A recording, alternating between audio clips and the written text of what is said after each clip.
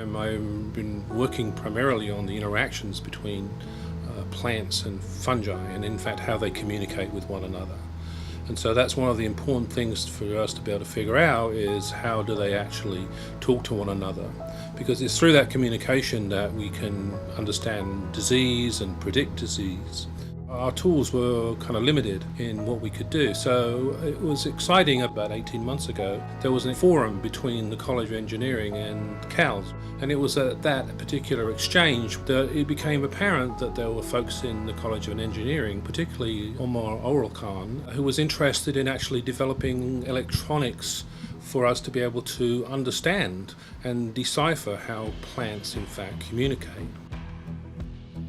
I had the technology but didn't know about the use of that in plant sciences. We complement each other and we say, okay, I can bring this technology, we use this for this kind of an application, but essentially it's a sensor that can sense volatiles, and he says, okay, it's known that plants generate or emit these volatiles under certain stress conditions, but we don't have a good way of sensing these.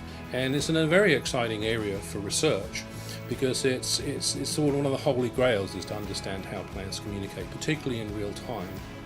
So how do plants communicate? Well, plants actually communicate with each other through chemicals, through volatile chemicals, because as they can't move, they have to have other things that will move for them.